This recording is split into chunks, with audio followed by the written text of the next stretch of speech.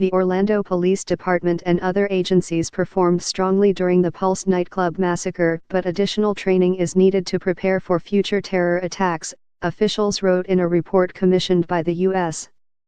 Department of Justice and released Monday. The OPD's response, which was appropriate and consistent with national guidelines and best practices, saved lives, wrote Russ Washington, acting director of Community-Oriented Policing Services.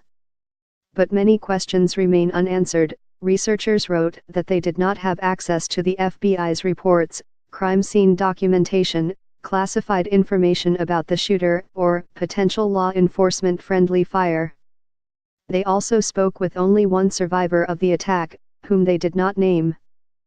They reviewed 10 additional written statements from survivors collected after the attack. Only one survivor was willing to talk with us directly, researchers wrote. The assessment team was sensitive to the raw and fresh trauma that these individuals have suffered because of the actions of the suspect. Because of this, the assessment team did not aggressively pursue direct contact with survivors without their express consent and interest in talking with the team. The June 12, 2016, attack at the gay nightclub south of downtown left 49 dead and at least 68 more injured. The gunman, Omar Mateen, was killed in a shootout with police 3 hours after he first opened fire. His wife, Noor Salman, was arrested about 7 months later and faces federal charges of aiding and abetting Mateen and lying to investigators after the shooting. Salman's trial is scheduled for March. The report said OPD policy and procedures were followed properly, but the department's plan was not written with an attack of this magnitude in mind.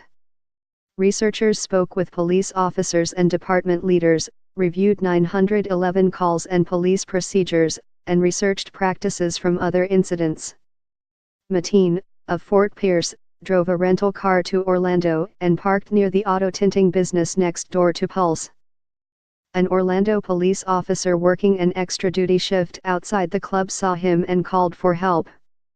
When a second group of officers arrived, including the OPD SWAT commander, 4 other members of the OPD SWAT team, and officers from other agencies, a second contact team was formed. The 2 contact teams coordinated their entries into the club to maximize their ability to identify and engage the suspect, as at the time it was not yet clear that there was just one assailant, and prevent being caught in one another's crossfire, researchers wrote.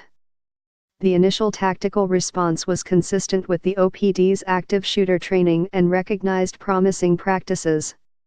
However, as the incident became more complex and prolonged, transitioning from a barricaded suspect with hostages to an act of terrorism, the OPD's operational tactics and strategies were challenged by the increasing threat posed by the suspect's claim of improvised explosive devices inside the club and in vehicles surrounding the club. Mateen was cornered in one of the club's bathrooms with patrons, some of whom were badly injured or dying.